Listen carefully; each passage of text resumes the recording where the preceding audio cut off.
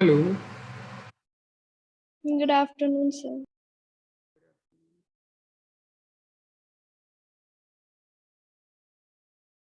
और last class से related कोई डाउट?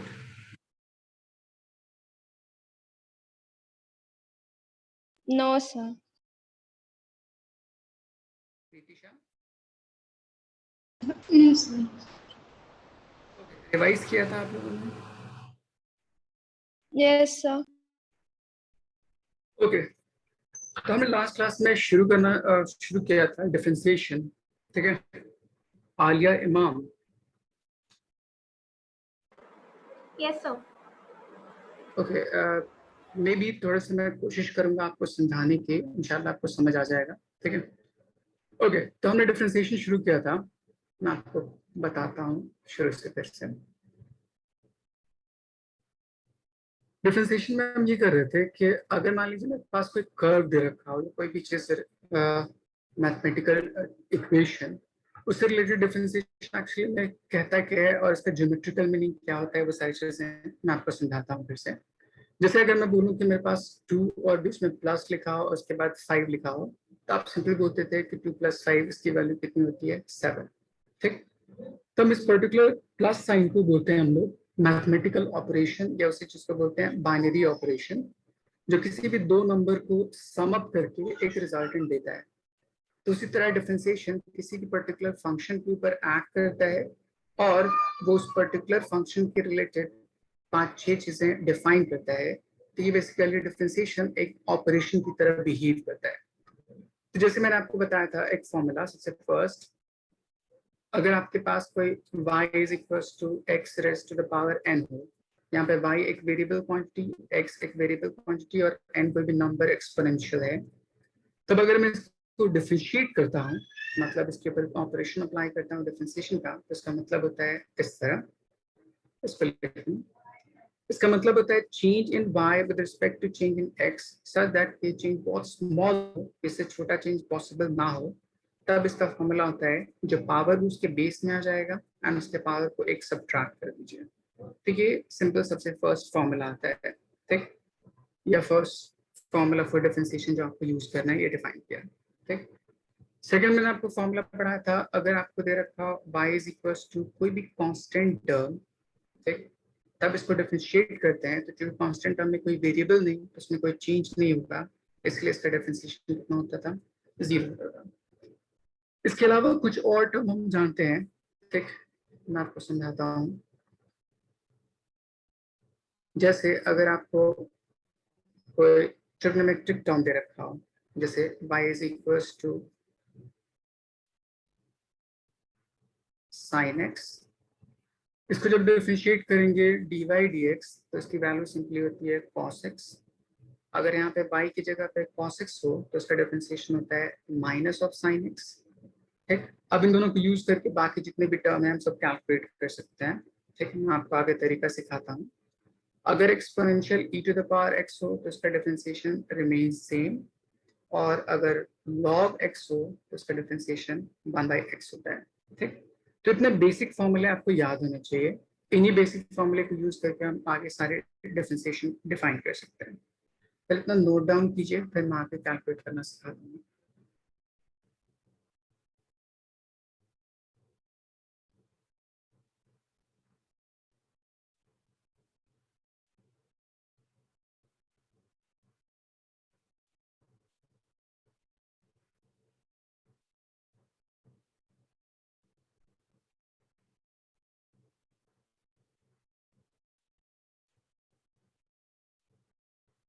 डन?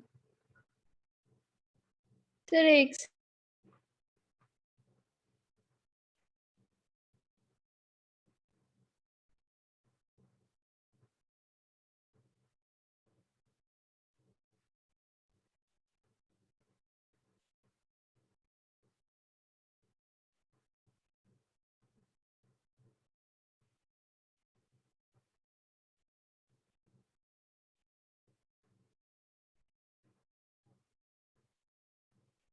Yes, sir. हो गया.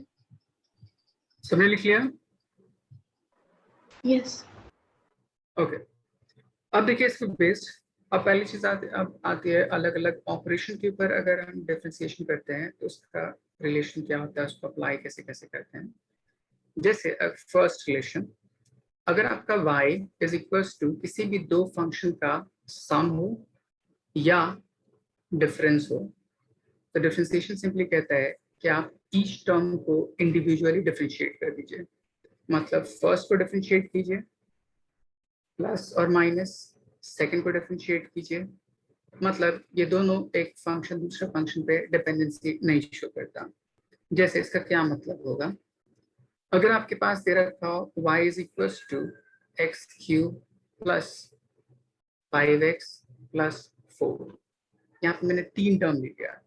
अगर आपको इसको डिफरेंशिएट करना है तो इसमें 3 अलग अलग टर्म, तो dy dx is equal to, यहाँ पे x टू द पावर 3 है तो उसको सिंपली डिफरेंशिएट करिए एक्सपोनेंशियल रूट के हिसाब से, पिछला जब मैंने कैलकुलेट कराया था।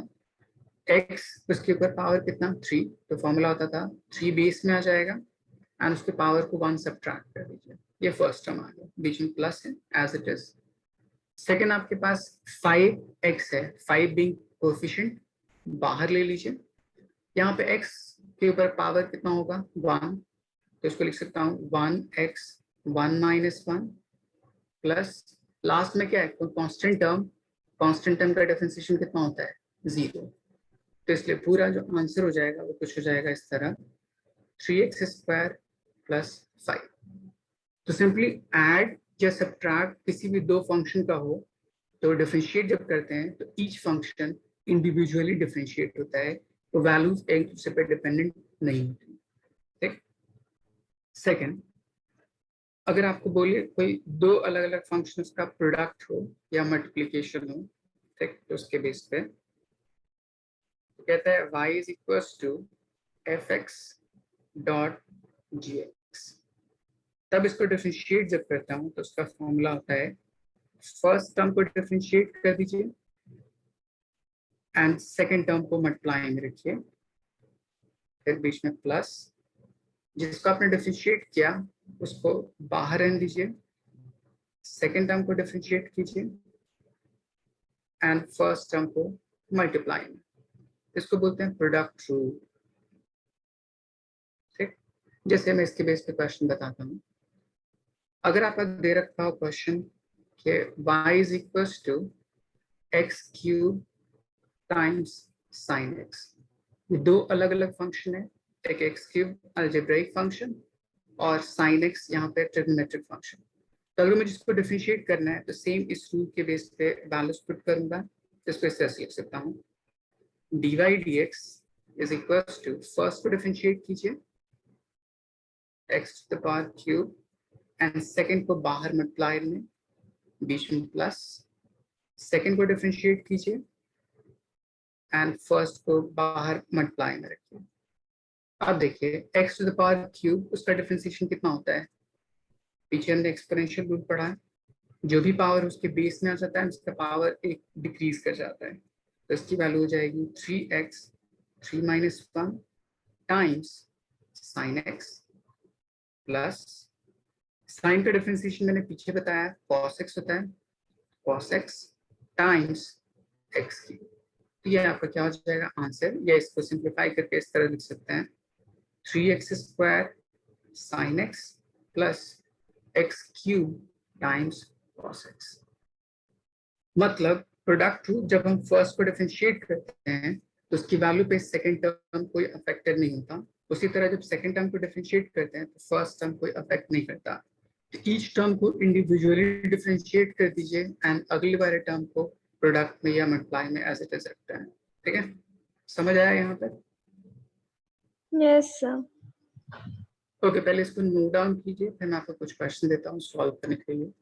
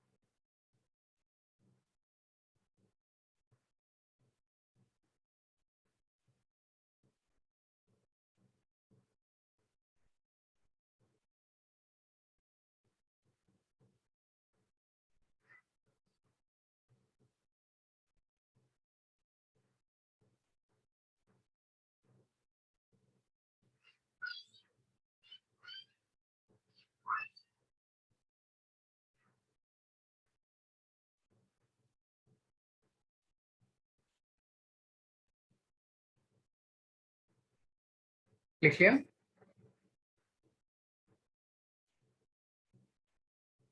Yes, sir. रितिशा कुछ समझ आया यहाँ पे? Yes, sir. आर्या कुछ समझ आ रहा है? Yes, sir. थोड़ा आ रहा है. ओके, देखिए, जैसे मैं एक क्वेश्चन बोलूँ आपसे, अगर आपको दे रखा हो y is equal to under root x plus 5/x plus 5 find dy dx, solve करने की कोशिश कीजिएगा इसको, कितना आता है आपसे। सबसे पहला काम, हर टर्म को एक्सपोनेंट में लिख लीजिए एंड न्यूमरेटर में ले जाके लिखिए। फिर चेक कीजिए कि अगर मेरे पास x to the power n हो तो उसका डिफरेंशिएशन nx n-1 होता है, और अगर वो टर्म कोई कांस्टेंट टर्म हो तो उसका डिफरेंशिएशन 0 होता है। बट ये 2 रूल होता है सर।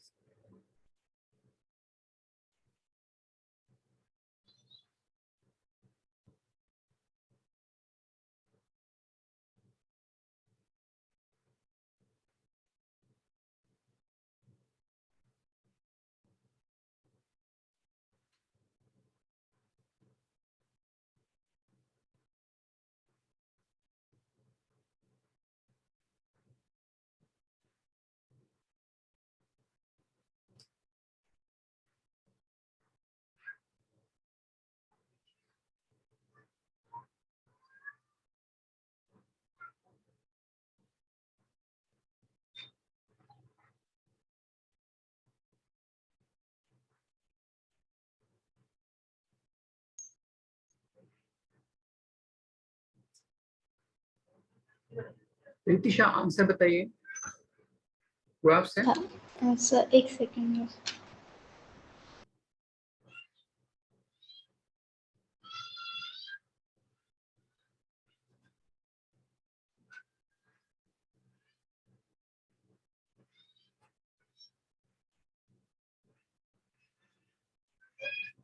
आलिया आपने कुछ किया? सर मुझे नहीं आ रहा है ये वाला. देखिए, सबसे पहला काम, इसको एक्सपोनेंशियल में लिख लीजिए, तो y एज इट इज रहने दीजिए।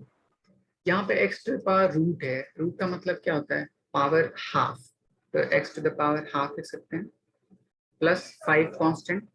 यहाँ पर डिनोमिनेटर में कोई टर्म है, उसको जब न्यूमरेटर में ले जाते हैं तो उसका पावर नेगेटिव हो जाता है। तो अगर पावर ना लिखा हो तो उसको अज्यूम करते हैं 1, तो इसको मैं लिख सकता हूँ x raise to the power -1 and then last pi. ऐसे ही सही है? आइए बोलिए, सही है यहाँ पे? ऐसे लिख सकते हैं। देखिए, सबसे फर्स्ट टर्म मेरे पास यहाँ पे कितना है? Root x. रूट का मतलब क्या होता है? Half power. जहां कहीं भी स्क्वायर रूट लिखा हो तो उसका मतलब होगा उसका पावर क्या लिखूंगा? हाफ। ठीक, तो मैंने इसको इस तरह से लिख लिया, x raise to the power half. उसी तरह 5 कांस्टेंट बाहर रहने दीजिए, एक्स पावर कितना है? 1, तो उसको जब न्यूमरेटर में ले जाते हैं तो उसका पावर नेगेटिव हो जाता है, क्योंकि हमने पढ़ा होता है कि अगर x to the power m है तो उसको डिनोमिनेटर में ले जाते हैं तो उसका पावर नेगेटिव में हो जाता है, या न्यूमरेटर डिनोमिनेटर से न्यूमरेटर में ले जाते हैं तो उसका पावर पॉजिटिव हो जाता है। ठीक, तो उसके बेस पे मैंने x पावर 1, जब ऊपर जाएगा तो पावर -1, एंड लास्ट में पाई, एक कांस्टेंट टर्म। यहाँ तक समझ आया? Yes, sir. ओके, अब इसका डिफरेंशिएशन का फॉर्मूला dy dx, चूंकि ऐड सब्ट्रैक्ट है फंक्शन के बीच में, तो कहता है कि हर टर्म इंडिविजुअली डिफरेंशिएट कीजिए एंड कोई भी वैल्यू एक दूसरे पर डिपेंडेंट नहीं होता। तो first term x to power कितना है? Half. Using this first formula कितना हो जाएगा?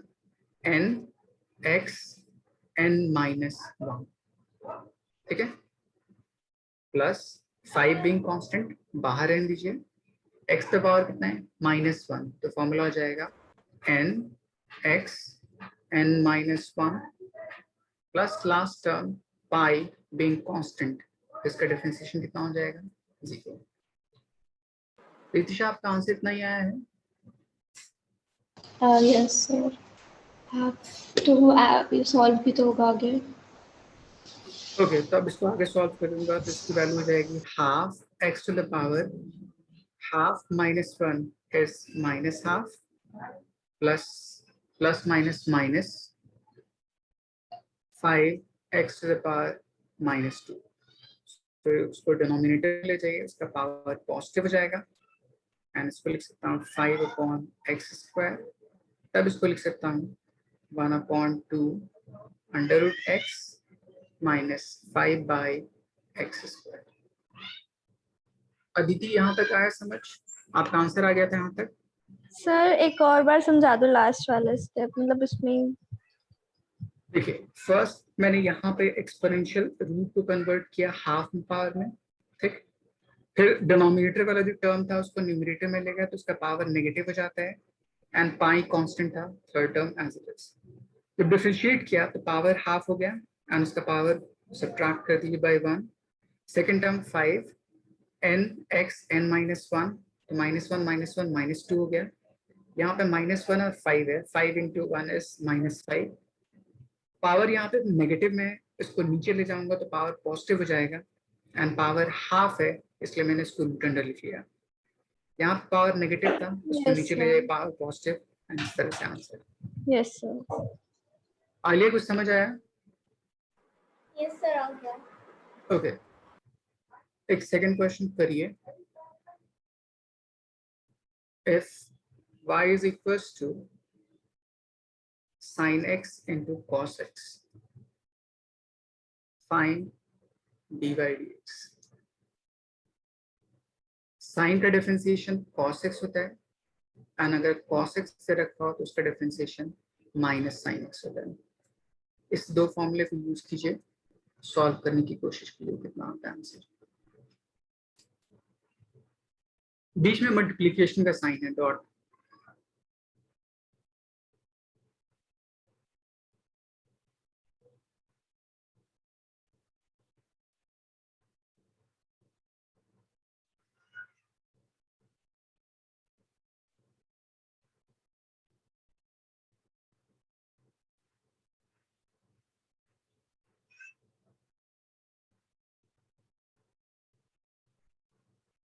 पीछे जो मैंने प्रोडक्ट रूल लिया था वो प्रोडक्ट रूल यहाँ पे अप्लाई कीजिए एंड देन सॉल्व करने की कोशिश कीजिए।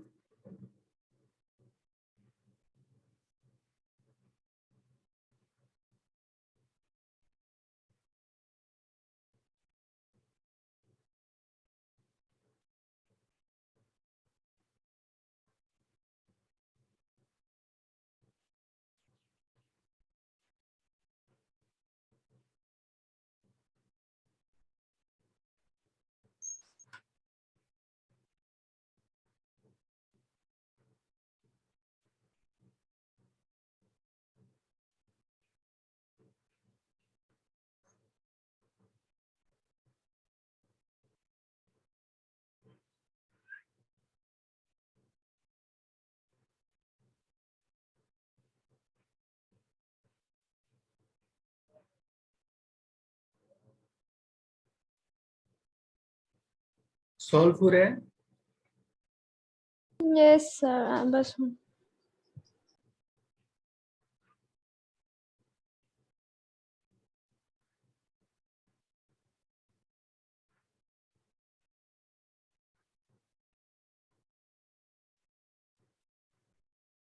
सर इसका cos 2x है क्या? ओके, देखते हैं। जैसे मैं इसको डिफरेंशिएट करूं, dy dx is equals to, first function आपके पास ये है एंड सेकंड फंक्शन ये है, दोनों प्रोडक्ट में, तो इसका फॉर्मूला होता था फर्स्ट को डिफरेंशिएट कीजिए, सेकंड टर्म को मल्टीप्लाई में रखिए, बीच में प्लस, सेकंड टर्म को डिफरेंशिएट कीजिए एंड फर्स्ट टर्म को मल्टीप्लाई में रखिए। अब यहाँ पे साइन का डिफरेंशिएशन cos है तो उसको cos x लिख दीजिए, बाहर वाला term as it is cos x रहने दीजिए, प्लस cos का डिफरेंशिएशन यहाँ पे दे रखा है -sin x, इसकी वैल्यू -sin x एंड बाहर में sin x as it is. अब ये पूरा टर्म हो जाएगा cos into cos square x minus sin into sin square x। And last class में आपको ट्रिग्नोमेट्री पढ़ाया था, ये टर्म एक्चुअली में cos 2x के इक्वल होता है। तो आप आंसर यहाँ तक भी छोड़ सकते हैं या इसको ऐसे भी लिख सकते हैं।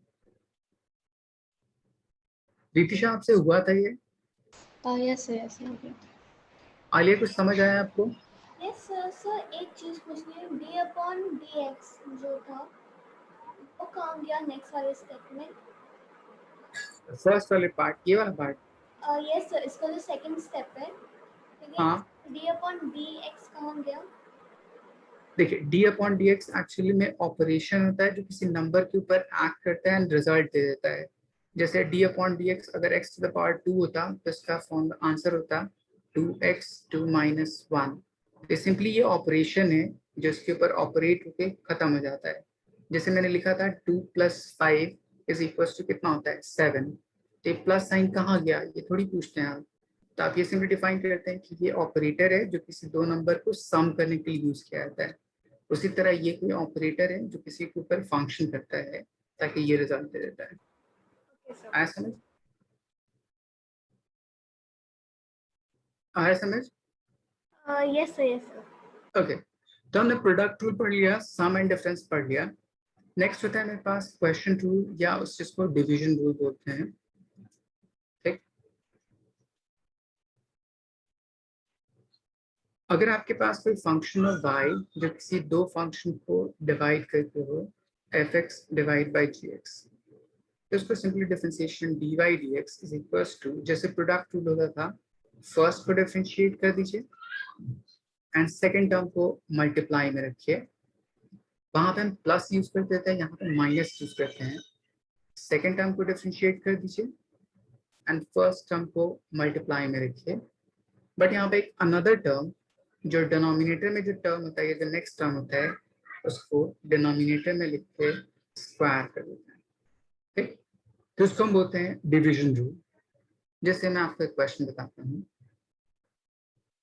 अगर आपको क्वेश्चन बोले कि f y is equals to, आपको दे रखा हो tan x और आपको बोले कि इसको डिफरेंशिएट कर दीजिए x के रिस्पेक्ट में, तो tan x का एक्चुअली में डायरेक्ट कोई फॉर्मूला अब तक हमने नहीं पढ़ा था, तो इसको मैं ब्रेक करूंगा। जो आपको फॉर्मूला पता हो सिंपलेस्ट उसके टर्म में। तो tan का सिंपल फॉर्मूला आपने क्लास 10 पढ़ा था, किसमें इक्वल होता है? ये होता है। ठीक, अब यहाँ पे दो पार्ट, एक न्यूमरेटर में और एक डिनोमिनेटर में। तो ऊपर वाले टर्म को f(x) बोल सकते हैं एंड नीचे वाले टर्म को gx बोल सकते हैं। फिर इसकी वैल्यू आप इस इक्वेशन में पुट करिए एंड सॉल्व करने की कोशिश कीजिए। पहले इतना नोट डाउन करिए और सॉल्व करने की कोशिश कीजिए, तो आंसर कितना आता है आपको।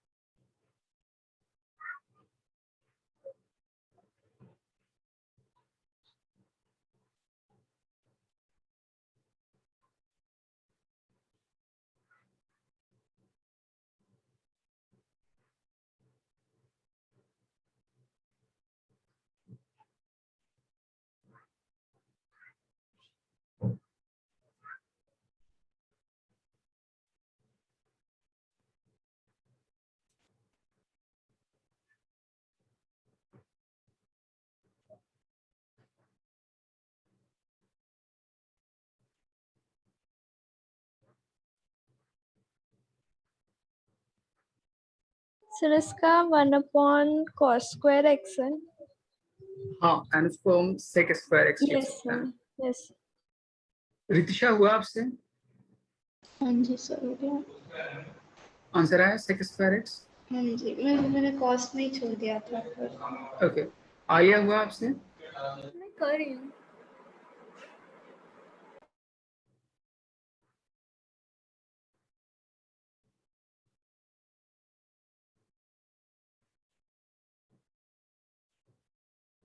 एक क्वेश्चन सॉल्व करने की कोशिश कीजिए। y is equals to cosec x.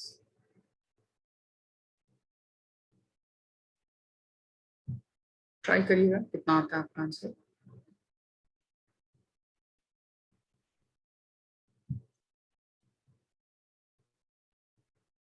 आइए कोई प्रॉब्लम होगा तो पूछिएगा जरूर।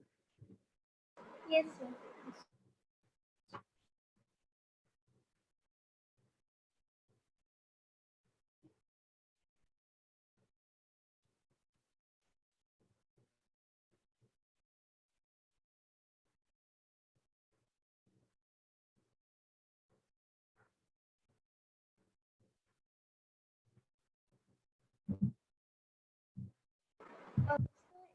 मैंने कर दिया है पर मुझे कंफर्म नहीं है कि सही है या गलत। ओके, तो मैं आपको बता देता हूँ। आप एक बार मैच कर लीजिए। जैसे मैं इस फॉर्मूले में पुट करूँ तो एफ एक्स की जगह पे अगर मैं पुट करूँ साइन एक्स, यहाँ पे पुट कर दीजिए साइन एक्स, यहाँ पुट कर दीजिए कॉस एक्स, यहाँ पुट कर दीजिए कॉस एक्स एंड यहाँ पुट कर दीजिए साइन एक्स एंड यहाँ पे कॉस एक्स। ऐसे ही यस सर। अब इसकी वैल्यू आ जाएगी साइन एक्स का डिफरेंशिएशन हो जाएगा cos x and multiplied by cos x minus cos x का differentiation is minus sine x and बाहर में sine x divided by cos square x. यहाँ पे cos x is cos square x minus minus plus sign square x divide by cos square x. हमने class 10 में एक formula पढ़ा था, sign square x plus cos square x, इसकी value कितनी होती थी? 1 divide by cos square x, और इसी चीज को हम sec स्क्वायर एक्स लिख सकते हैं। सो आपका फॉर्मूला आ गया। tan को डिफरेंशिएट करते हैं तो उसकी वैल्यू sec स्क्वायर एक्स के इक्वल होती है। यस सर, मेरा आ गया। ओके, देन इस क्वेश्चन को सॉल्व करने की कोशिश कीजिए। रितिशा, इसमें फर्स्ट स्टेप क्या कर सकते हैं आप? ऐसे इसको फ्रैक्शन में लिखेंगे तो 1/sin x हो जाएगा। बहुत अच्छे, तो इसको मैं डायरेक्टली लिख सकता हूँ 1/sin x। फिर आपका एक फंक्शन ये हो जाएगा fx और दूसरा फंक्शन ये हो जाएगा gx। इसको फॉर्मूले में पुट कीजिए, देखिए आंसर कितना आता है।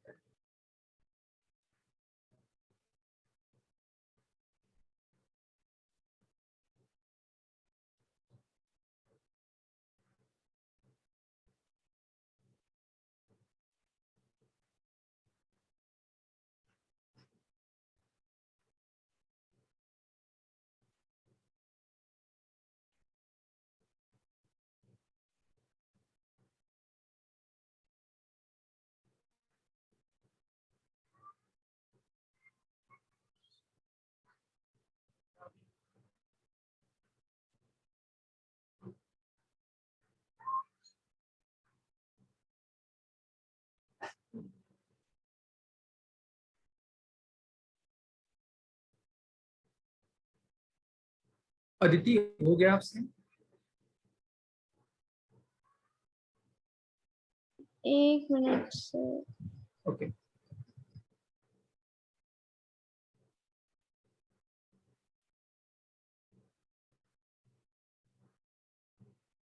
फिर इसका minus cos x by sine square x आ रहा है। कितना आंसर है? Minus cos x by sine square x. अच्छा, तो उसको फर्दर ब्रेक कीजिए, ठीक है, ओके। ताकि tan या cot इसके टर्म में कुछ यस रिलेशन बने। ओके।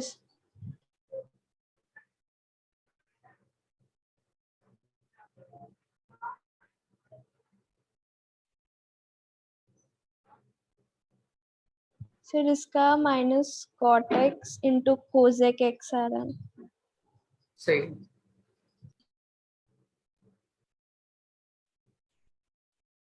रितिशा, कहाँ तक हुआ आपसे? बस अभी डिफरेंशिएट कर लीजिए।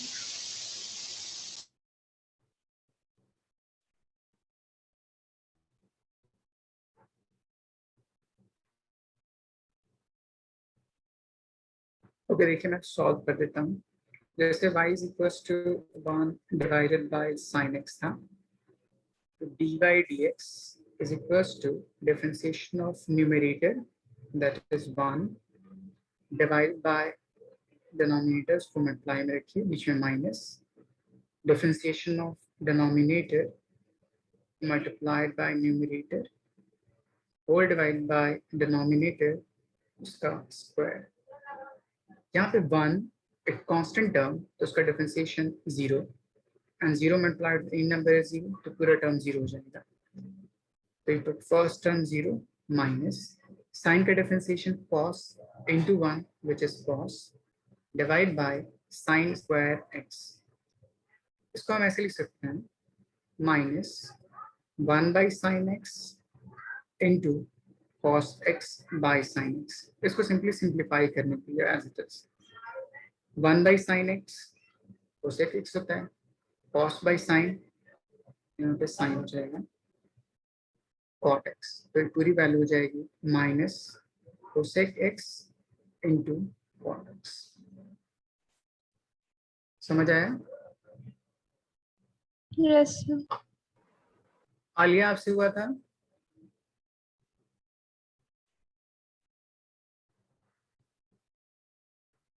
आ गया था सर. ओके. देन नेक्स्ट हमने चारों अलग अलग टर्म डिफाइन कर दिया, प्लस माइनस मल्टीप्लाई डिवाइड, उसमें डिफरेंशिएशन कैसे अप्लाई होता है उसको सॉल्व करना सीख लिया. ठीक है. इसके अलावा जितने भी टर्म है आप खुद से ट्राई करने की कोशिश कीजिएगा. जैसे मैं आपको क्वेश्चन देता हूँ, अगर y इज इक्वल्स टू आपको दे रखा हो cot x, second y is equals to दे रखा हो आपको sec x, ठीक, तो इनको सॉल्व करने की कोशिश कीजिएगा. आंसर कितना आता है? Fine dy dx. ठीक. नेक्स्ट मैं आपको एक अनदर टॉपिक बताता हूँ, इसको नोट डाउन कर लीजिए, फिर मैं आगे मूव ऑन करता हूँ.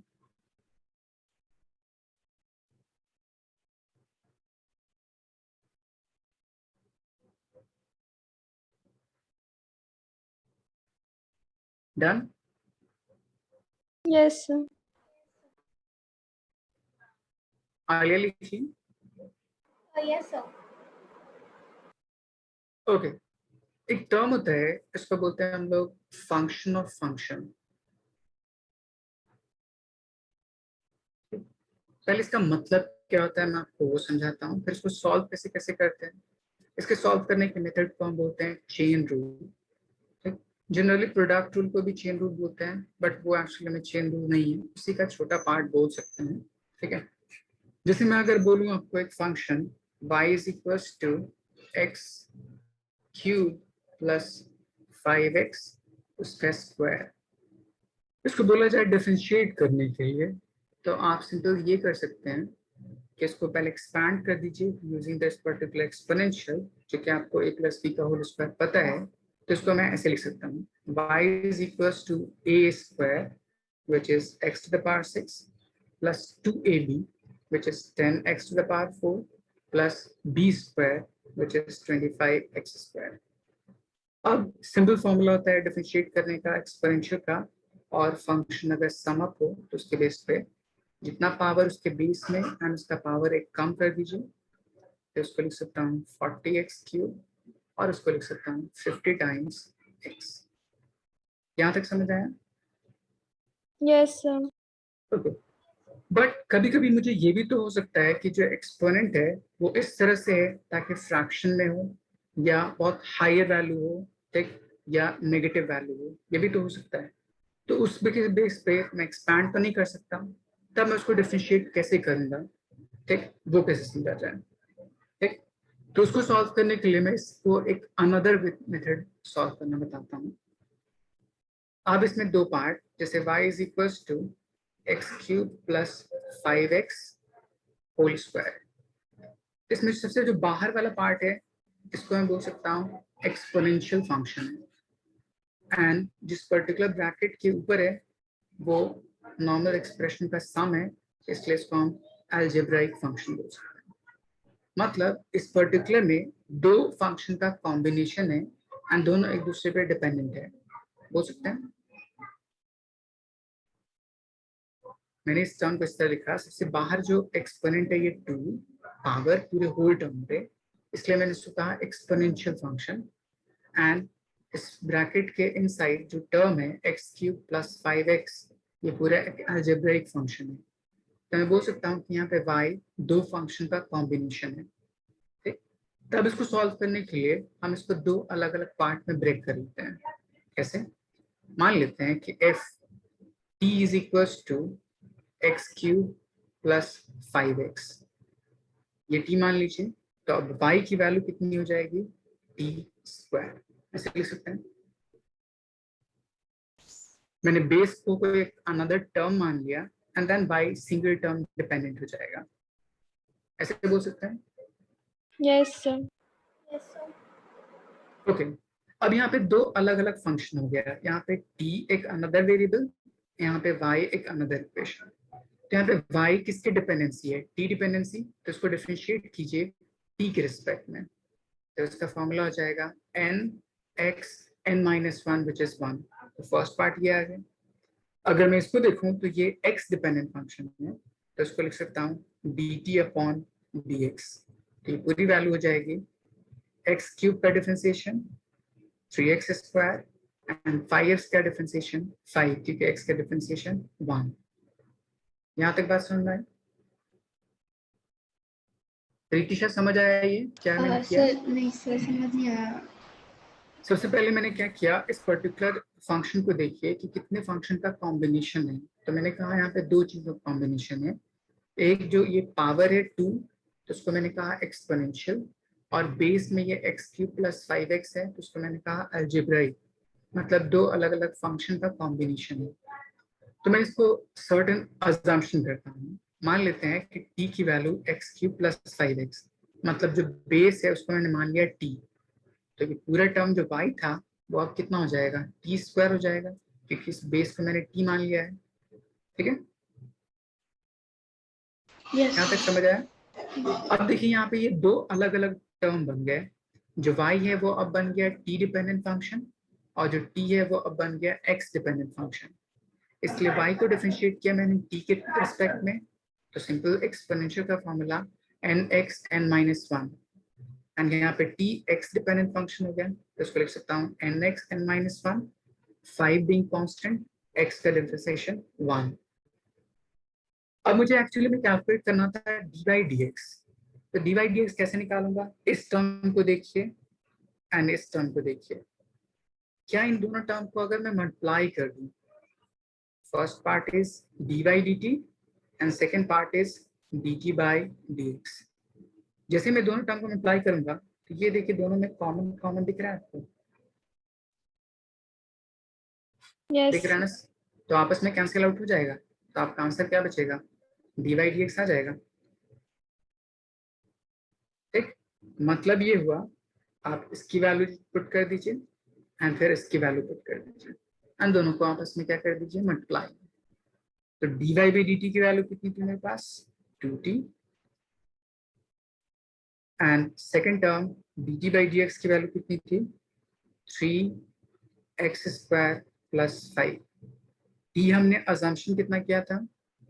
x क्यूब प्लस 5x, उसकी वैल्यू पुट कर दीजिए। तब ये पूरा टर्म आपका हो जाएगा इतना 2 times x cube plus 5x times जो आपने टर्म माना था 3x स्क्वायर प्लस 5। इसको जब एक्सपैंड कीजिएगा एग्जैक्टली इसके इक्वल आ जाएगा। तो ये मेरे पास एक दूसरा मेथड है उसको सॉल्व करने का। ठीक, यहाँ तक बात समझ में आई? Yes, sir. देखिए मैं आपको फिर से समझाता हूँ मैंने क्या क्या किया और कैसे कैसे किया। सबसे पहले चेक कीजिए कितने नंबर ऑफ फंक्शन है एंड उसको कुछ अज्यूम कर लीजिए किसी दूसरे टर्म में, ताकि वो फंक्शन दो अलग अलग पार्ट में सेपरेट आउट हो जाए। हर टर्म जिस डिपेंडेंसी पे है उसको उसके रिस्पेक्ट में डिफरेंशिएट कीजिए। जैसे मैंने यहाँ पे कहा y is t dependent function, इसलिए मैं y को t के रिस्पेक्ट में डिफरेंशिएट किया। And here t is x dependent function, तो यहाँ पे t को x के रिस्पेक्ट में डिफरेंशिएट किया। फिर मैंने ये देखा कि अगर मैं इन दोनों टर्म को मल्टीप्लाई करता हूँ तो एक्चुअली में ये जो dt पार्ट है और ये जो dt पार्ट है वो आपस में कैंसिल आउट हो जाता है। तो फिर मेरे पास जो रिक्वायर्ड रिजल्ट है dy dx वो ऑब्टेन हो जाता है। तो मैंने सिंपली दोनों को मल्टीप्लाई कर दिया एंड उनकी वैल्यूज को पुट कर दिया ताकि मेरे पास डेरिवेटिव dy dx कैलकुलेट हो जाए। आलिया समझ आया यहाँ तक? Yes sir. ओके ये मैंने आपको सिर्फ समझाने के लिए बताया है कि एक्चुअली मैं आगे जो प्रोसेस करूंगा उसको इस तरह से ब्रेक करके दिखाते हैं। मैं आपको डायरेक्ट मेथड सॉल्व करना सिखाऊंगा अभी। रितिशा यहाँ तक समझ आया? Yes sir. अदिति कोई दिक्कत यहाँ तक? No, sir. ओके मैं इसको एक थर्ड मेथड जो डायरेक्ट मेथड है मैं इसको सॉल्व करके दिखाता हूँ। y इज इक्वल टू आपके पास फंक्शन है x cube plus 5x and is whole to the power square. तो मैं क्या करूं इस पर्टिकुलर y को देखूंगा कितना फंक्शन का कॉम्बिनेशन है। तो आप बोलिएगा दो फंक्शन।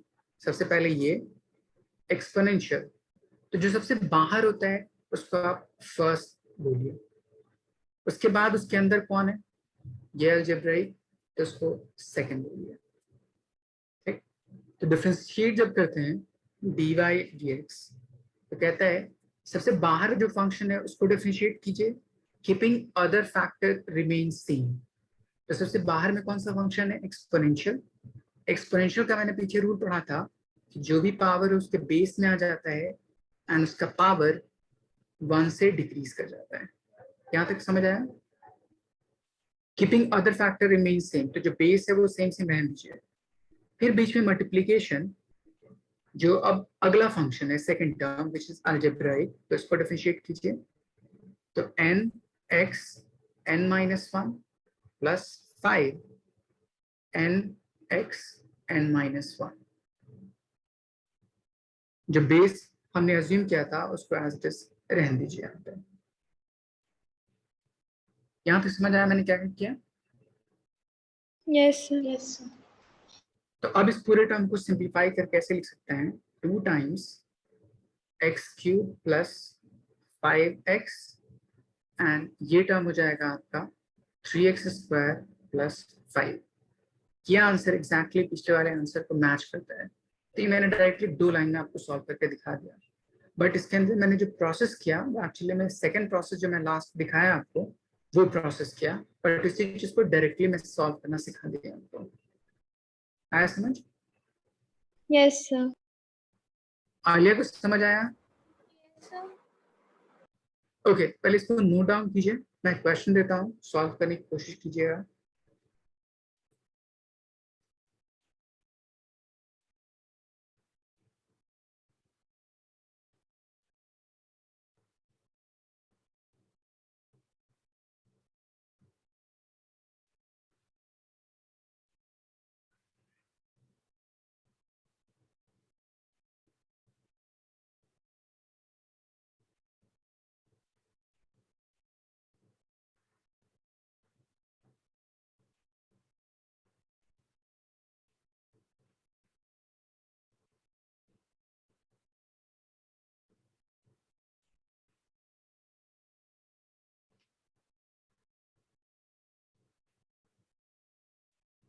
सबसे पहले मैं पूछूं इस क्वेश्चन में कितने फंक्शन है, तो आप बता सकते हैं कितने फंक्शन है इसमें क्वेश्चन में?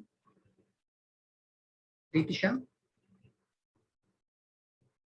हाँ सर, एक। देखिए यहाँ पे y is equal to sine square x है। आपने 10th में पढ़ा होगा, इस चीज को हम ऐसे लिख सकते हैं साइन एक्स उसका स्क्वायर, क्योंकि जब एक्सपोनेंशियल होता है किसी ट्रिग्नोमेट्रिक फंक्शन के ऊपर तो उसके एंगल पे कोई फर्क नहीं होता क्योंकि एंगल एक अनदर टर्म होता है। इसलिए मैं साइन स्क्वायर एक्स को साइन एक्स का होल स्क्वायर लिख सकता हूँ। अब कैलकुलेट कर सकते हैं कितने फंक्शन है इसके अंदर? यस और दो। दो। सबसे बाहर एक्सपोनेंशियल पावर 2, उसके inside trigonometric sine x. Solve कीजिए चेन रूल, देखिए आंसर कितना आता है।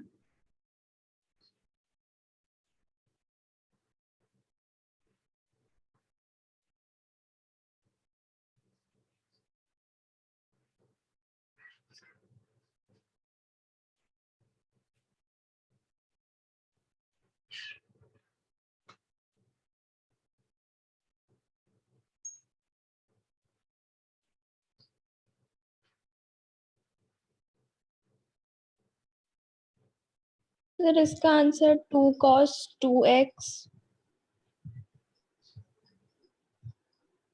थोड़ा गलत है, फिर से ट्राई कीजिए। हाँ शायद 2 cos 2x नहीं आएगा। और sir 2 sin x cos x है शायद। हाँ सही है। आलिया आपसे हुआ? No sir. देखिए इसके अंदर कितने फंक्शन, सबसे बाहर ये एक्सपोनेंशियल, तो उसको सिंपली डिफरेंशिएट करेंगे dy dx। तो एक्सपोनेंशियल के लिए n x n minus one. फिर अगला टर्म मेरे पास क्या है, साइन x। तो साइन x का डिफरेंशिएशन कितना होता है, cos x। ठीक, जो वहां पे ब्रैकेट के अंदर जो फंक्शन था साइन x, उसकी वैल्यू में कोई इफेक्ट नहीं पड़ता, तो इसलिए उसको एज इट इज रहने देते हैं।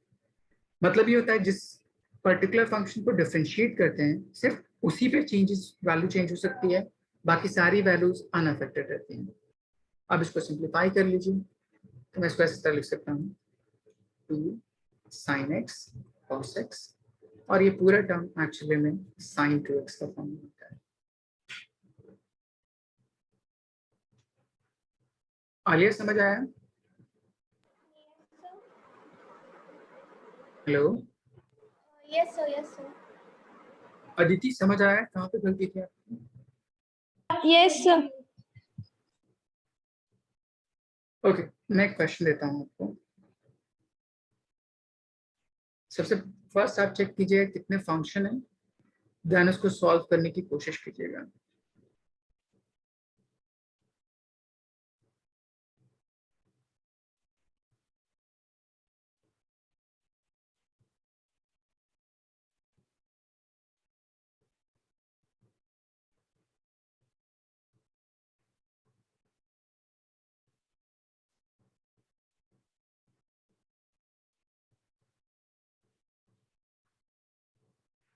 ट्राई करिए इसको।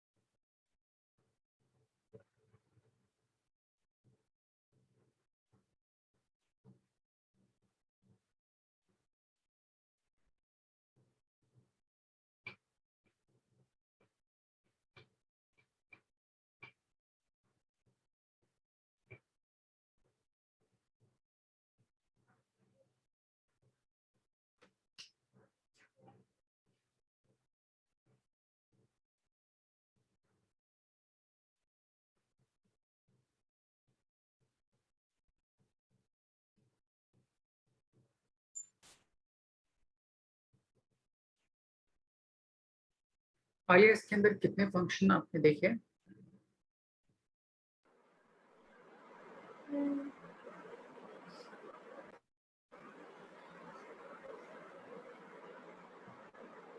सर 6।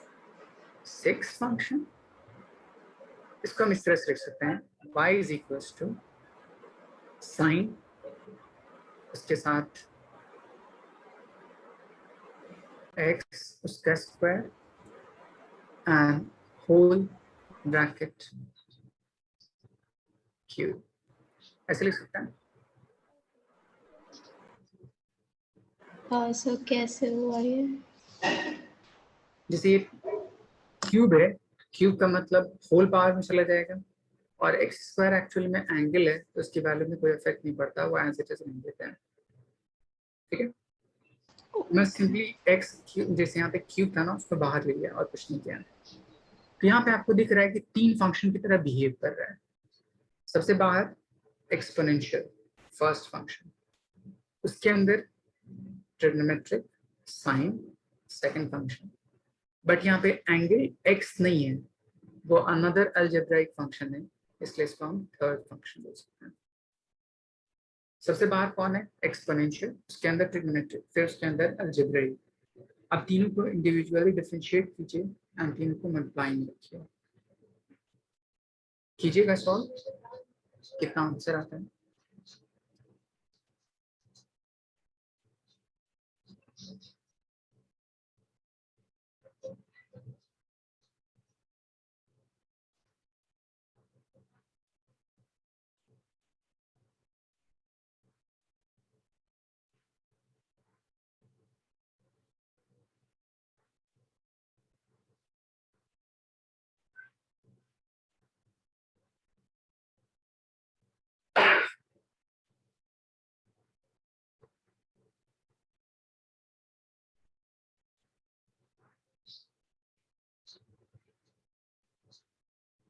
अदिति हुआ आपसे?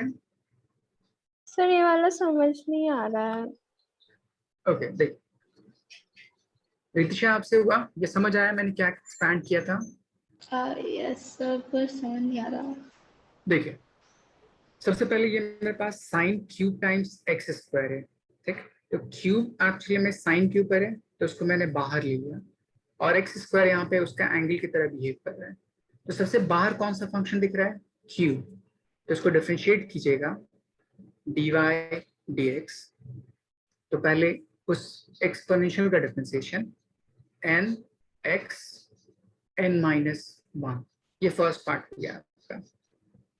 सेकेंड पार्ट आपका क्या है? ट्रिग्नोमेट्रिक। ट्रिग्नोमेट्री में आपको दे रखा है साइन, तो साइन का डिफरेंशिएशन कितना होता है? Cos, one. ठीक। एंड उसके साथ जो उसका एंगल है वो एज इट इज रहने दीजिए, कोई फर्क नहीं पड़ेगा। थर्ड पार्ट आपका क्या है? एक्स स्क्वायर, जो उसका एंगल है, जो कि अलजेब्राइक फंक्शन, तो उसको अगेन डिफरेंशिएट कीजिए, n x n minus one. अब सबकी वैल्यूज पुट कर दी, तो यहाँ पे एक्स स्क्वायर था, एज इट इज रहने दीजिए, एंड यहाँ पे आपका साइन एक्स था, एंड वहां पे एक्स स्क्वायर। सबसे पहले मैंने किसको डिफरेंशिएट किया? एक्सपोनेंशियल को, फर्स्ट फंक्शन। सेकंड टर्म मैंने किसको डिफरेंशिएट किया? ट्रिग्नोमेट्रिक टर्म को। एंड थर्ड उसके एंगल को। हर टर्म को डिफरेंशिएट करते हैं तो उसके अंदर वाला जो फंक्शन होता है वो कोई अफेक्टेड नहीं होता, ठीक, वो एज इट इज लिखता जाता है, एज समझ। इसीलिए इसको हम क्या बोलते थे? Chain rule. सारे अलग अलग फंक्शन को डिफरेंशिएट करते जाइए एंड प्रोडक्ट में लिखते जाइए, चेन की तरह बनाते जाइए। अदिति समझ आया ये क्या कैसे किया मैंने? Yes sir, yes. Ritisha? Yes sir. कोई डाउट हो तो पूछ लीजिए। सो हम्म। हम लोगों ने कॉस में एक्स स्क्वायर क्यों लगाया है? लाइक देखिए, सेकंड फंक्शन आपको यहाँ पे क्या दे रखा है? ट्रिग्नोमेट्रिक। तो ट्रिग्नोमेट्रिक को मैंने सॉल्व किया, तो उसके अंदर का जो फंक्शन होगा वो अनअफेक्टेड होगा, एज इट इज रहने देते हैं, इसीलिए मैंने कॉस स्क्वायर एन दिया। जैसे फर्स्ट टर्म में भी देखिए यहाँ पे एक्स स्क्वायर एन दिया, क्योंकि मैं सॉल्व किसको कर रहा हूँ? एक्सपोनेंशियल फंक्शन कर रहा हूँ, इस पावर को सॉल्व कर रहा हूँ, इसलिए अंदर वाला जो फंक्शन होगा अनअफेक्टेड होगा। उसके बाद मैंने सॉल्व किया ट्रिग्नोमेट्रिक टर्म को, साइन को, उसके अंदर का function as it is, and third part में मैंने उस एंगल को सॉल्व किया, ठीक है। Yes sir. एक लास्ट क्वेश्चन सॉल्व कीजिए, शायद आपको समझ आ चुका होगा। y is equals to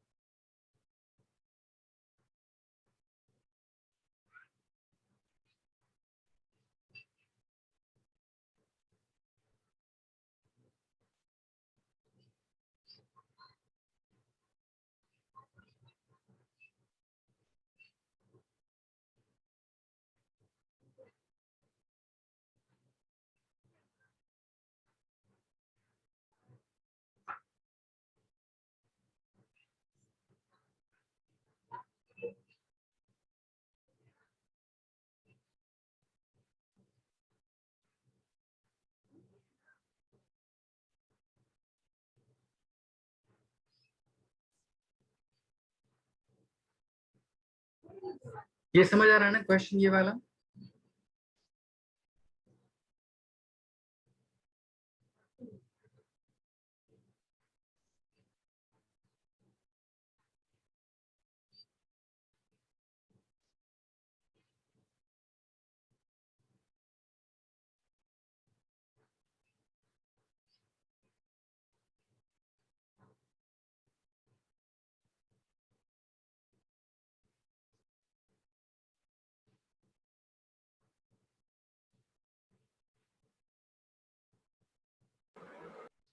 answer बोलिए, हो गया? Yes sir. सर 2 फिर ब्रैकेट में cos x cube plus 4x, फिर हम्म, second bracket sin x cube cos plus का डिफरेंशिएशन माइनस साइन होगा। बोलिए फिर आगे। एक minute x cube plus 4x, फिर हम्म, दूसरे वाले ब्रैकेट में 3x square plus 4x cube. 4x cube कहाँ से आ जाएगा? 4x है सिर्फ, तो x का डिफरेंशिएशन 1 हो जाएगा सिर्फ, तो 3x स्क्वायर प्लस 4। ऑलमोस्ट आपका सही था। अदिति, आपका आंसर आया इतना? यस सर, लास्ट वाला थोड़ा सा गड़बड़ हो गया। रितिशा, आपसे सॉल्व हुआ? Yes yes sir. सर एक बात पूछनी थी, जो सबसे बाहर वाला जब हम करते हैं तो फिर जो ब्रैकेट में आता है वो खाली जो बचता है टर्म वही रख देते हैं बिना किसी हाँ चेंजेस के। हाँ, जिस पर्टिकुलर टर्म को हम डिफरेंशिएट कर रहे हैं सिर्फ उसको चेंज करते हैं, बाकी सारी चीजें अनअफेक्टेड होंगी। जैसे इसको मैं डिफरेंशिएट करूं, dy dx, तो सबसे पहले बाहर 2 है तो उसको डिफरेंशिएट कीजिए, अंदर वाले टर्म को एज इट इज। फिर आपका सेकंड टर्म है cos, cos का डिफरेंशिएशन इज माइनस साइन, उसके अंदर का टर्म एज इट इज रहने देते हैं। थर्ड टर्म है आपका एंगल, एंगल का डिफरेंशिएशन x स्क्वायर प्लस 4। बाकी सारी चीजें as it is.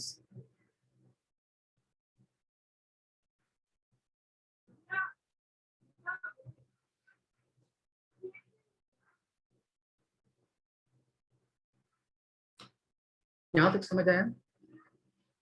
Yes sir. Okay done. तो हमने फंक्शन ऑफ फंक्शन सीख लिया, ठीक है।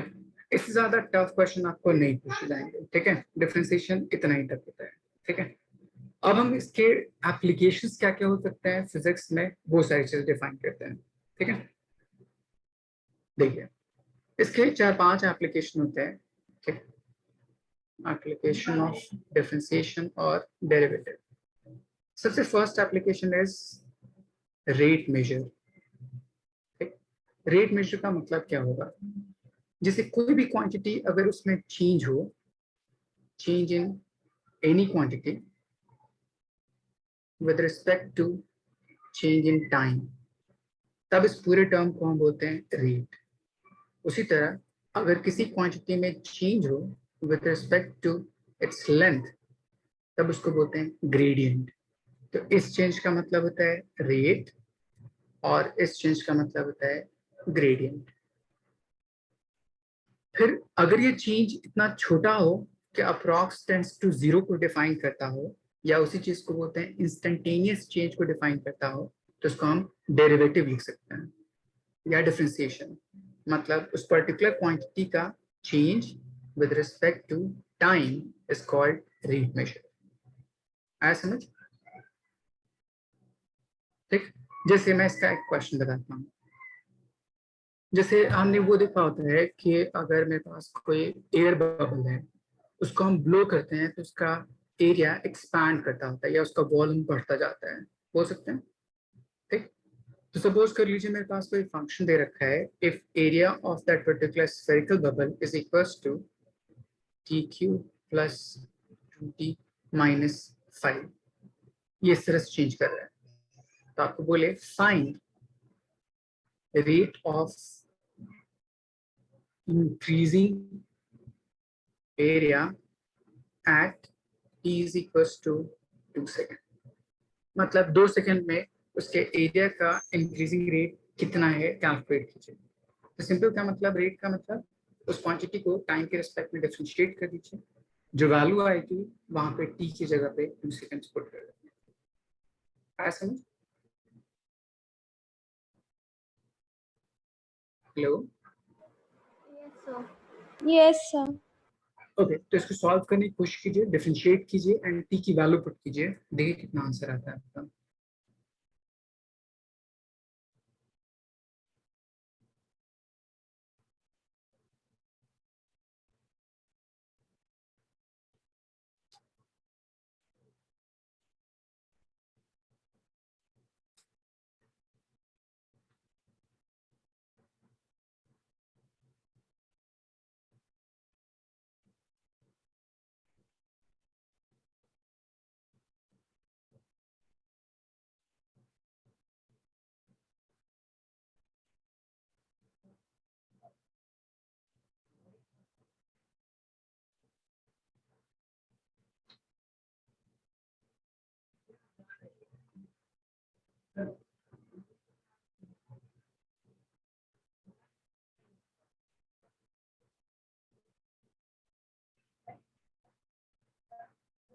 आंसर आया? सर मेरा 14 आ रहा है। Okay, dA by dt is equals to t cube, तो इसका डिफरेंशिएशन हो जाएगा 3t square plus 2t which is 2 minus 5 which is equals to 0. अब t की वैल्यू 2 सेकंड पुट करना है, तो 3 2 का square plus 2 2 to the 4th digit 12 plus 2 14 and area की यूनिट मीटर स्क्वायर होती है, तो स्क्वायर यूनिट पर सेकंड। अब इस तरह से इसकी यूनिट लिख सकते हैं। आइए समझ आया? यस सर, बस एक मिनट। अदिति आपसे हो गया था? यस एक थोड़ा सा।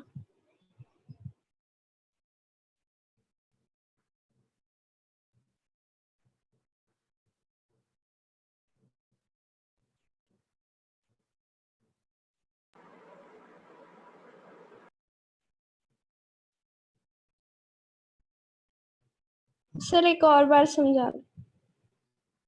मैंने कहा था कि एक कोई एयर बबल है, सपोज कर लीजिए अभी किसी इतना साइज है उसका, ठीक। जब हम एयर ब्लो कराते हैं उसके अंदर तो उसका साइज एक्सपैंड करता होता है, तो मान लीजिए उसका साइज एक्सपैंड करके वो थोड़ा सा इतना बड़ा हो जाएगा, तो हर इंस्टेंट ऑफ टाइम पे उसका साइज क्या होता जाएगा, इंक्रीज करता जाएगा इस तरह से, ठीक। तो इनिशियली था किसी इस पॉइंट पे, यहाँ पे, बाद में इतने पे हो गया, तो वो कितने रेट से इंक्रीज कर रहा है, t is equal to 1 second में कितने चेंज करता होगा, 2 सेकंड पे, 3 सेकंड पे, तो वो कैसे कैलकुलेट किया जाए। तो रेट का मतलब विद रिस्पेक्ट टू टाइम कोई क्वांटिटी कैसे चेंज करती है वो कैलकुलेट करना। तो मैंने सिंपली क्या कर दिया, t के रिस्पेक्ट में डिफरेंशिएट कर दिया इस पर्टिकुलर टर्म को, तो मेरे पास एक्सप्रेशन इतना है।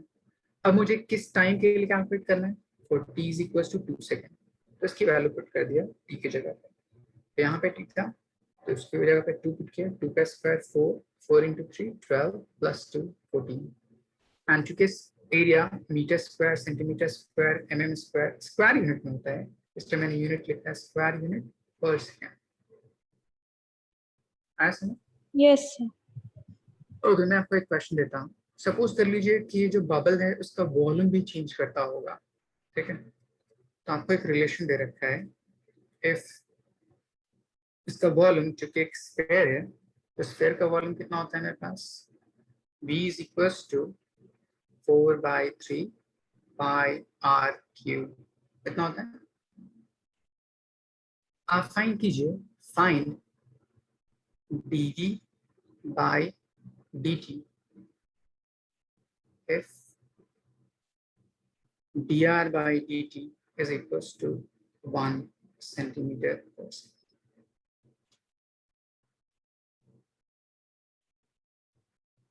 पाई एज इट इज रहने दीजिएगा, 4 एज इट इज रहने दीजिएगा, सारी चीजें।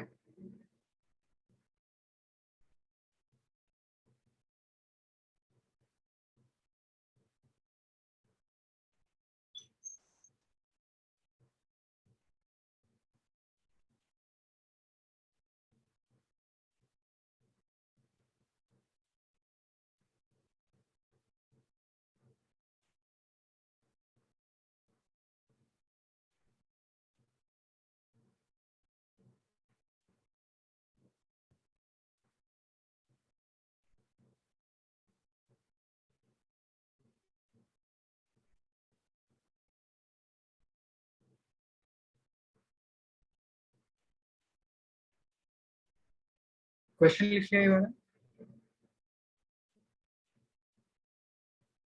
सर नहीं हो रहा, कैसे होगा? ओके, मैं आपको बताता हूँ, ठीक है। देखिए यहाँ पे आपको दे रखा है volume is equals to 4/3 pi r cube, volume of sphere होता है, सही है, फॉर्मूला लिखा मैंने।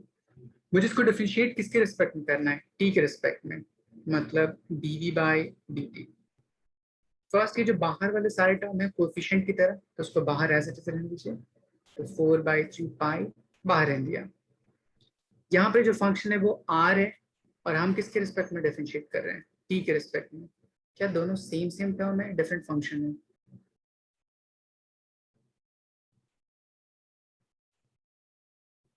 हेलो,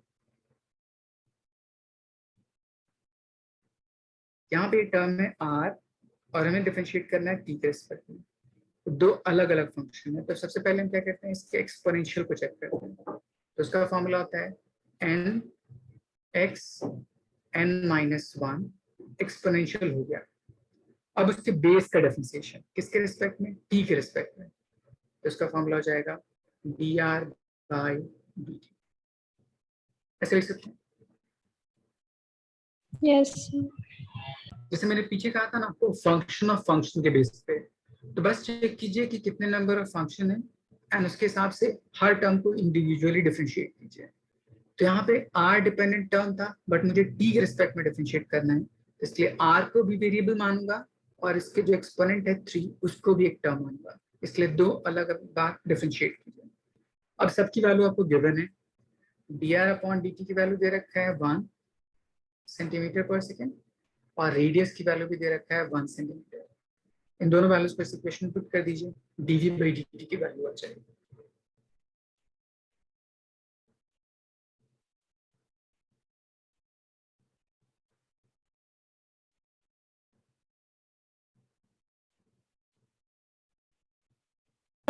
इसका आंसर 4πr² है r के जगह पे 1 पुट कर दीजिए, सर, फिर 4π 4 पाई एंड वॉल्यूम पर सेकेंड, तो वॉल्यूम की unit centimetre centimetre cube cube पर पर सेकेंड। सेकेंड।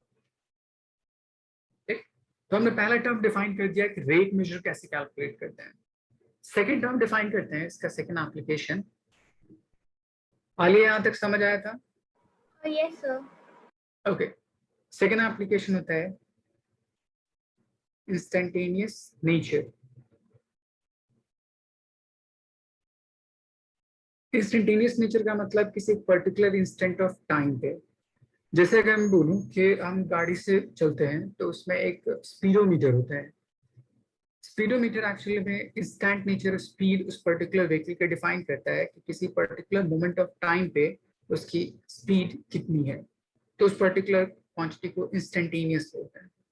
तो जहां कहीं भी इंस्टेंटेनियस कैलकुलेट करना हो उसके लिए हम डिफरेंशिएशन यूज करते हैं, जैसे instantaneous velocity, instantaneous speed, instantaneous acceleration and so on. तो इंस्टेंट नेचर मतलब इंस्टेंटेनियस वेलोसिटी, इसका फॉर्मूला आ जाएगा dx/dt where x is displacement. उसी तरह इंस्टेंटेनियस एक्सेलरेशन, इस चीज को ऐसे लिख सकते हैं a instantaneous dv/dt where v is velocity. उसी तरह instantaneous force, torque, power and सारी चीजें कैलकुलेट कर सकते हैं। तो उन सब चीज में इंस्टेंटेनियस का मतलब सिंपली डिफरेंशिएट कर दीजिए, क्योंकि वो इंस्टेंट नेचर को डिफाइन करता है। As much? Yes sir.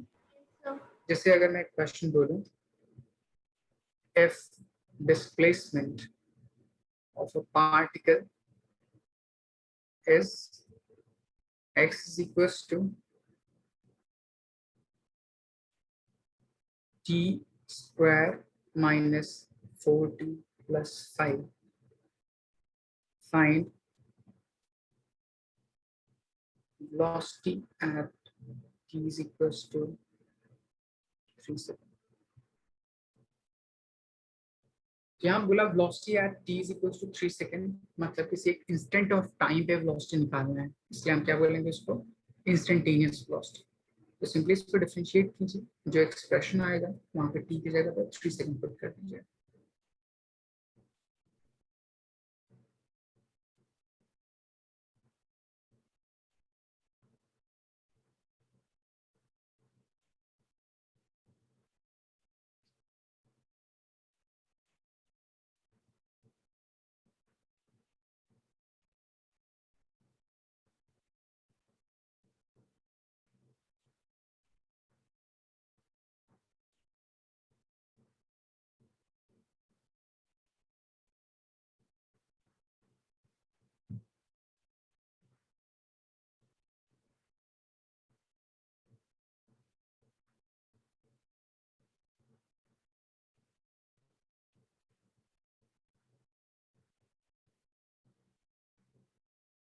परीक्षा कितना आंसर है? So 2 seconds.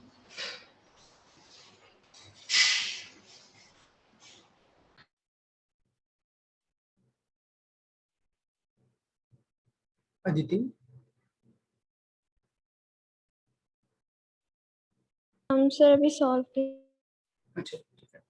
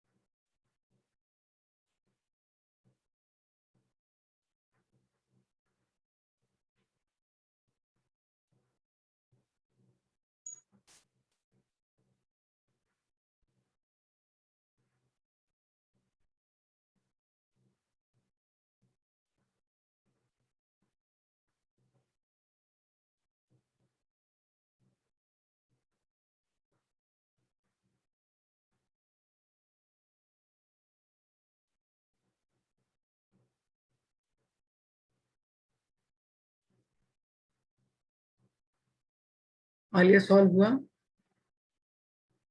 सर कर रहे हैं पर कहीं अटक रहे हैं। अच्छा देखिए, आपको x is equal to t square minus 4t plus 5 है, तो इसको डिफरेंशिएट कीजिए। dx dt is equal to t पे पावर 2, तो इसका फॉर्मूला 2t माइनस 4 एंड 5 का डिफरेंशिएशन 0। अब t की वैल्यू कितनी पुट करनी है? ये जो पूरा टर्म आया वो किसके इक्वल आ जाएगा? वेलोसिटी। अब t की वैल्यू पुट करनी है 3, तो 2 into 3 minus 4, 2 3 6 minus 4 which is equals to 2 metre per second. समझ आया? Yes sir. Yes sir.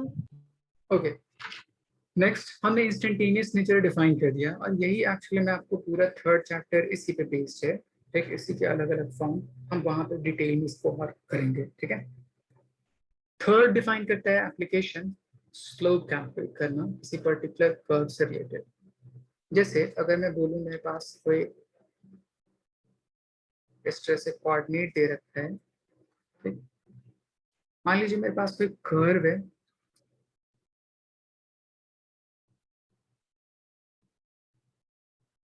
इस तरह। अब मुझे इस कर्व के ऊपर स्लोप कैलकुलेट करना, मतलब इंक्लिनेशन इस कर्व का अलग अलग इंस्टेंट ऑफ टाइम पे कितना हो सकता है। जैसे अगर मुझे किसी इस इंस्टेंट पे कैलकुलेट करना होता है, जैसे यहाँ पे कितनी इंक्लिनेशन है, ठीक, तो वहां पे इस तरह से एक टेंजेंट ड्रॉ कर दिया। अब वो टेंजेंट हॉरिजॉन्टल एंड वर्टिकल के साथ कितना इंक्लिनेशन शो कर रहा है वो कैलकुलेट कर सकते हैं। या नहीं तो किसी दूसरे पॉइंट पे फाइंड आउट करना होता है, इस पॉइंट पे। ठीक, अब देखिए इसका क्या मतलब हुआ। जैसे मुझे यहाँ पे कैलकुलेट करना होता है तो एक हॉरिजॉन्टल लाइन ड्रॉ कीजिए इस तरह, एंड यहाँ पे एंगल चेक कर लीजिए कि ये एंगल कितना शो कर रहा है। तो उसके लिए एक परपेंडिकुलर लाइन ड्रॉ किया, एक horizontal line, perpendicular by base tan theta, तो वहां से एंगल की वैल्यू कैलकुलेट हो जाएगी। इस परपेंडिकुलर की वैल्यू को मैं बोल सकता हूँ y कोऑर्डिनेट, और इस बेस की वैल्यू को मैं बोल सकता हूँ x कोऑर्डिनेट। तो अगर मैं tan थीटा ले लूँ तो tan theta is equals to perpendicular by base, और इसी चीज को अगर वो इंस्टेंटेनियस नेचर को हो तो ये टर्म dy dx को रिप्रेजेंट करता है। समझ? तो किसी भी फंक्शन के बेस पे अगर dy dx कैलकुलेट कीजिए तो एक्चुअली में स्लोप या tan थीटा के वो क्या होता है? इक्वल होता है।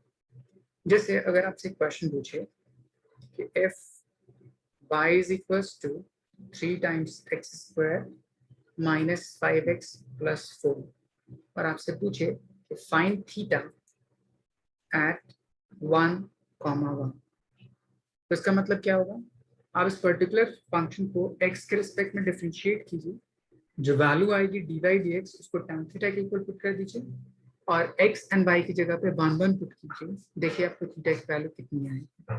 ठीक है, तो डिफरेंशिएशन का एक another application slope find out करना, इस तरह से हम फाइंड आउट कर सकते हैं। समझ आया? Yes, sir.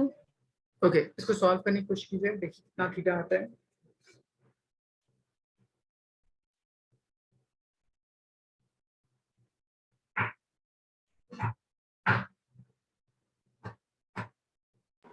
सर इस इक्वेशन में 4 है या y लिखा है?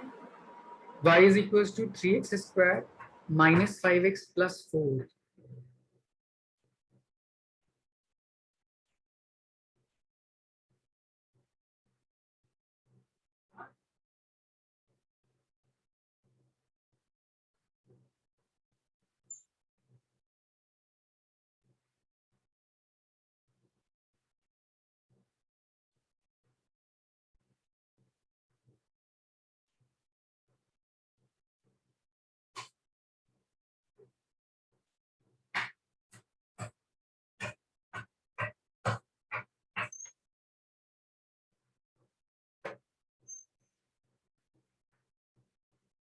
सर इसका आंसर 23/12 आ रहा है।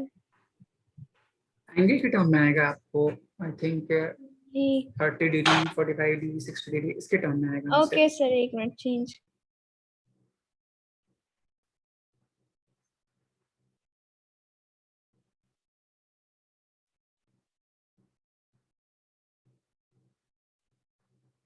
रितिशा हुआ आपसे?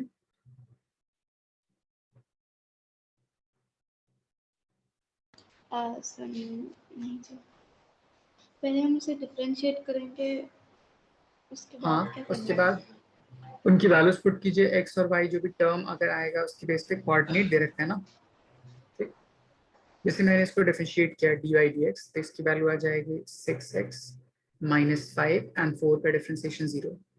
ये जो पूरा टर्म है वो किसके इक्वल हो जाएगा? tan थीटा के इक्वल। यहाँ पे सिर्फ वेरिएबल x है, तो x की जगह पे कितना पुट करना है? 1। तो आपका आंसर आ जाएगा tan theta is equals to 6 into 1 minus 5. 6 minus 5 is 1. tan theta की वैल्यू 1 कितने एंगल के लिए होता है? 45। 45, इसलिए आपका आंसर 45 है। अदिति समझ आया? यस सर, वो एरर हो गया था बीच में। यहाँ तक नोट डाउन कर लिया?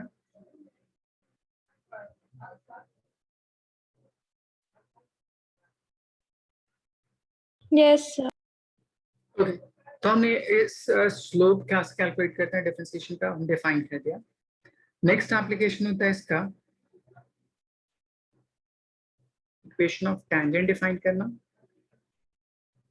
ठीक, जो कि आपको जरूरत नहीं है, मेन आपको जानना है मैक्सिमा एंड मिनिमा, ये फाइंड आउट करना।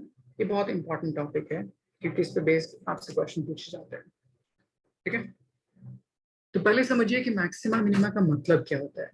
ठीक है, एंड उसको कैलकुलस से कैसे हम अप्लाई करके सॉल्व करते हैं।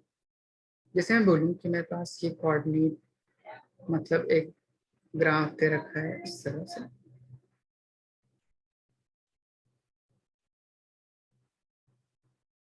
एक मैंने कोई कर्व ड्रॉ किया,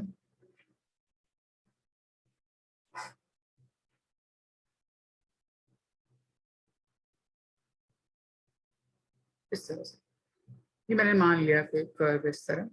ठीक, अब इस कर्व से रिलेटेड अगर आपसे पूछे कि इसको डिफरेंशिएट कीजिए उस पर्टिकुलर कर्व को, फंक्शन को, तो उस डिफरेंशिएशन का मतलब क्या होगा? तो आप बोलिएगा वो इक्वेशन ऑफ टेंजेंट को डिफाइन करता है।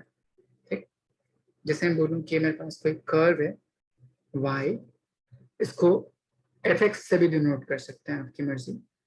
तो अगर मैं इसको एक बार डिफरेंशिएट करता हूँ dy dx, तो इसी का मतलब होता है f एक बार डिफरेंशिएट हुआ तो डैश x लिखते हैं। ठीक, तो ये जो टर्म है वो एक्चुअली में tan थीटा या उसी चीज को टेंजेंट को डिफाइन करता है, मैं बोल सकता हूँ। तो अगर मैं बोलूँ कि इस पर्टिकुलर कर्व के ऊपर टेंजेंट ड्रॉ कर दीजिए, तो हर अलग अलग पॉइंट पे मैं टेंजेंट ड्रॉ कर सकता हूँ। बट अगर वो बोले कि वो टेंजेंट इस तरह ताकि उसका इंक्लिनेशन विद एक्स एक्सिस कितना हो जाए 0, अगर आप वो ड्रॉ कीजिए तो बता सकते हैं कहाँ कहाँ पे इंक्लिनेशन 0 होगा।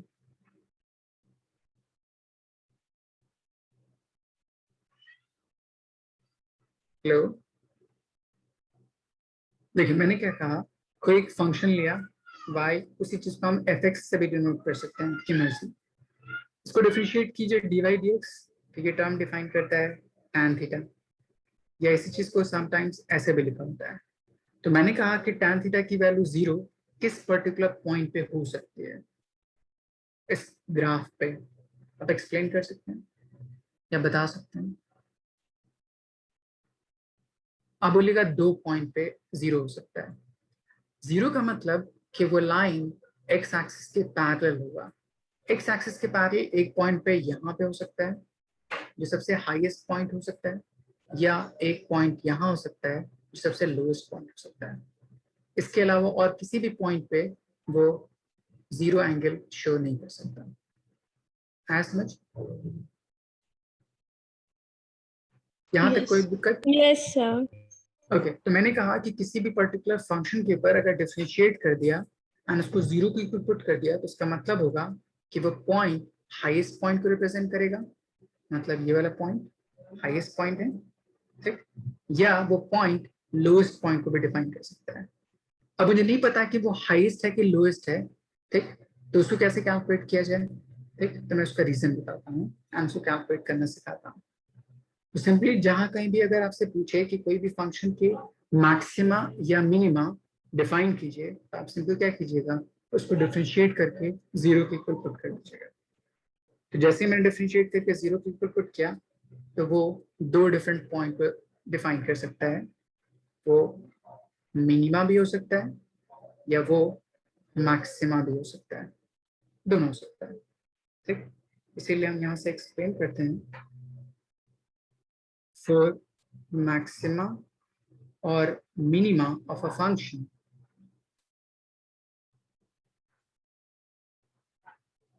take f dash x to be 0।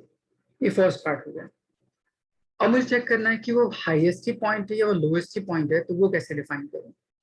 तो अगर आप मान लीजिए किसी आप माउंटेन के पीक पे हैं, जैसे इस आप हाईएस्ट पॉइंट पे हैं, तो इसके जस्ट नेक्स्ट पॉइंट कोई भी लीजिएगा, या तो इसके फॉरवर्ड या इसके बैक पर, तो वो पॉइंट उस हाईएस्ट पॉइंट के बिलो होगा कि अबव होगा। मैंने कहा कि अगर आप किसी माउंटेन के हाईएस्ट पॉइंट पे हैं, उसके जस्ट नेक्स्ट पॉइंट या तो फॉरवर्ड डायरेक्शन में या तो बैकवर्ड डायरेक्शन में अगर आप लीजिए, जैसे मैं यहाँ पे इस कर्व में देख रहा हूँ, ठीक है, हाईएस्ट पॉइंट आपका ये है, इसके जस्ट अगला वाला पॉइंट चाहे ये पॉइंट हो सकता है या इसके पीछे पॉइंट ये हो सकता है, ठीक, 2 पॉइंट हो सकता है। तो क्या ये दोनों पॉइंट इस हाईएस्ट पॉइंट के बिलो है कि अबव है? Sir, below. बिलो है। सेम इसी तरह अगर आप बॉटम मोस्ट पॉइंट पे हैं तो उसके जस्ट नेक्स्ट पॉइंट को भी लीजिएगा यहाँ पे, तो वो इस बॉटम से अबव होगा, होगा?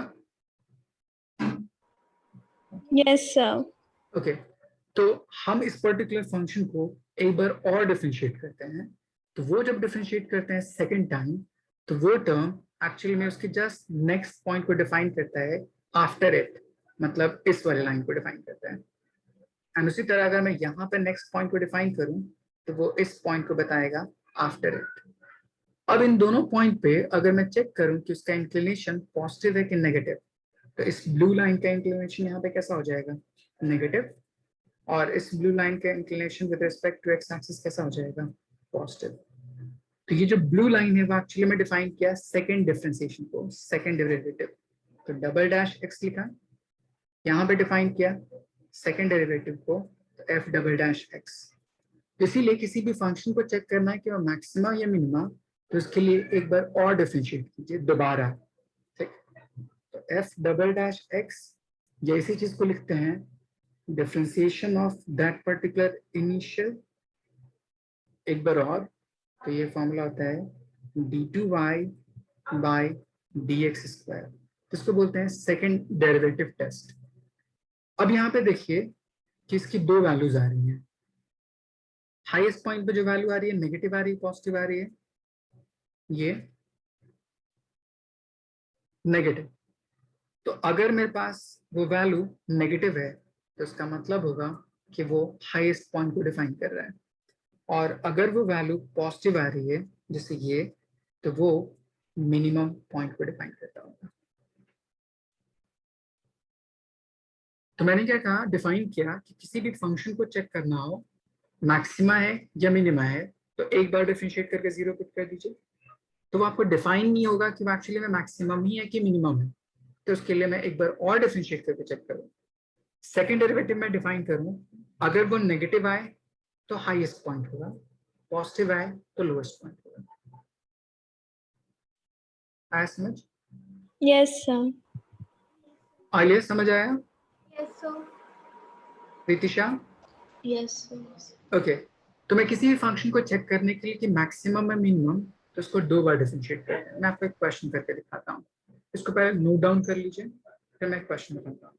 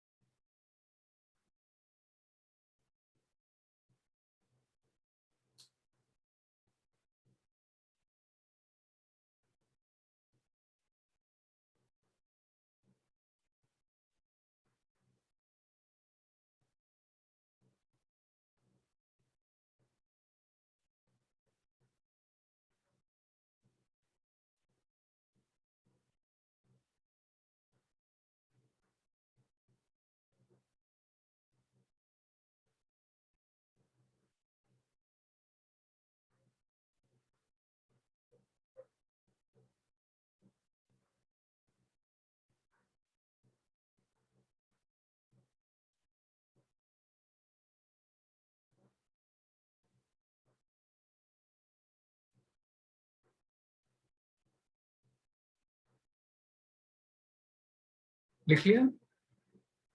Yes, sir. आलिया लिख लिया? Yes, sir. Okay, Ritisha done? Yes sir. Okay, एक क्वेश्चन है, जैसे अगर आपसे पूछे if y is equals to 8 plus 4x minus X square, find its maxima और मिनिमम वैल्यू। ठीक, मुझे नहीं पता कि वो मैक्सिमम वैल्यू होगी मिनिमम वैल्यू होगी, बट आपसे बोले कैलकुलेट करके दिखाओ। तो मैं सिंपल पहले क्या करूंगा, उसको डिफरेंशिएट करूंगा। ठीक, dy dx, तो इसका डेरिवेटिव क्या डिफाइन करेगा, 8, इसका डिफरेंशिएशन 0 प्लस 4 x का डिफरेंशिएशन 1 माइनस एक्स स्क्वायर, इसका डिफरेंशिएशन 2x। अब मैंने कहा था किसी फंक्शन को डिफरेंशिएट करके पहले जीरो को इक्वल पुट कर दिया, तो जीरो को इक्वल पुट कर दिया, ये पूरा टर्म हो जाएगा 4 minus 2x is equals to 0, और simply x is equals to 2। अब आपको नहीं पता कि x इज इक्वल्स टू 2 पे वो मैक्सिमम वैल्यू है कि मिनिमम वैल्यू है, तो आप चेक करिए, इसको एक बार और डिफरेंशिएट करिए। तो मैंने इसको एक बार और डिफरेंशिएट किया, तो सेकेंड डेरिवेटिव को हम इस तरह लिखते हैं, तो ये टर्म जो फंक्शन आया था उसको डिफरेंशिएट किया तो 0 हट गया, 4 बीइंग कांस्टेंट तो इसका डिफरेंशिएशन 0, 2 x का डिफरेंशिएशन 1, तो ये पूरी वैल्यू कितनी आ गई, -2। सेकेंड डेरिवेटिव आपका नेगेटिव आ रहा है कि पॉजिटिव आ रहा है? Sir, negative. नेगेटिव है तो मतलब वो जो वैल्यू होगी वो Maximum. मैक्सिमम। Okay. बहुत अच्छे। सो आपकी जो वैल्यू आएगी मैक्सिमम आएगी, इसीलिए y maximum is equals to x कितने पे, 2 पे, तो इस इक्वेशन में x की जगह पे 2 पुट कर दीजिए, तो 8 plus 4 into 2 minus 2 square, so it becomes 8 plus 8 16 minus 4 which is equals to 12। Ritisha समझ आया? Yes sir. ओके, इसको नोट डाउन कीजिए।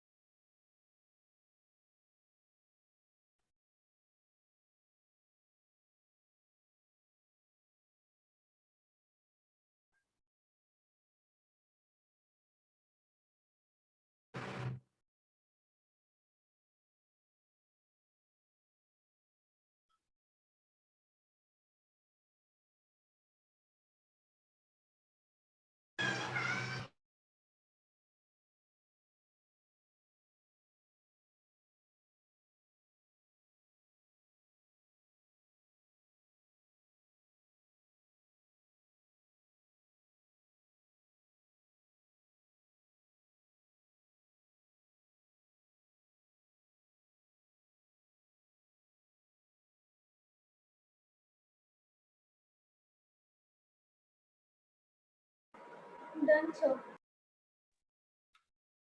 Yes, sir. या यस ओके, तो आप इतना पढ़ के रखिएगा, ठीक है। हमारे डिफरेंशिएशन पूरा पार्ट खत्म हो गया, ठीक है। नेक्स्ट क्लास में आपको इंटीग्रेशन करना सिखाऊंगा, ठीक है। लास्ट पार्ट होगा इस पर्टिकुलर मैथमेटिकल फेज का, फिर हम थर्ड चैप्टर शुरू करेंगे। और ये आपका जितना पार्ट पीछे छूट चुका है एंड रितिशा, मैं आपको फिर से वापस करा दूंगा, टेंशन मत लीजिए इसके। ओके समझ आया? Yes, sir. Yes, sir. Okay, आप रिवीजन करके रखिएगा, इस बेस जितने मैंने एग्जाम्पल कराया फिर से सॉल्व करने की कोशिश कीजिएगा, ठीक है। फिर नेक्स्ट मिलते हैं आप, ठीक है। Thank you, sir. Thank you Thank you.